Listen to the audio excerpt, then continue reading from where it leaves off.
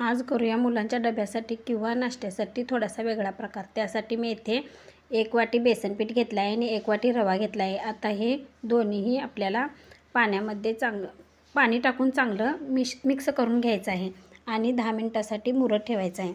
तसेच मी इथे मक्याची 3 कणसे घेतले आहेत आणि ती सोलून घेतली आहेत। आता मिक्सरच्या भांड्यामध्ये हे मक्याचे दाणे काढून त्याच्यामध्ये आपल्याला 2 मिरच्या टाकून घ्यायच्या आहेत। येथे मी कढईमध्ये पाणी गरम करत ठेवलं आहे। आता हे मिश्रण आपलं चांगलं मुरलं आहे। आता याच्यामध्ये मक्याचे पेस्ट टाकून घ्यायचे आहे आणि त्याच्यामध्ये थोडंसं मीठ टाकून घ्यायचं आहे आणि हे एकजीव झाल्यानंतर याच्यामध्ये आपल्याला थोडंसं इनो टाकून घ्यायचं आहे।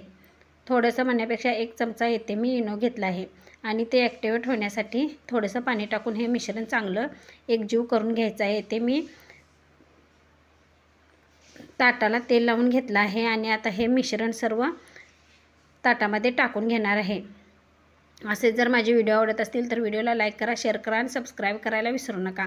आता आपलं कढईतलं पाणी चांगलं गरम झालं आहे आणि आता हे ताट आपल्याला याच्यामध्ये ठेवून घ्यायचं आहे।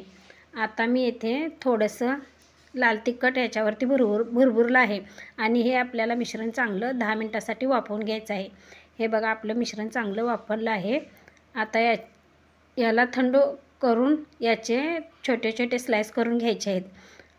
आता कढईमध्ये थोडंसं तेल टाकून याच्यामध्ये राई टाकून घ्यायचे आहे आणि हे मिश्रण चांगलं आपल्याला परतून घ्यायचं आहे। या पद्धतीने जर तुम्ही नाश्त्याचा प्रकार केलात तरी झटपट आणि पौष्टिक होईल। हे बघा आपला हा पदार्थ सॉस बरोबर खाण्यासाठी तयार झाला आहे। थँक्यू।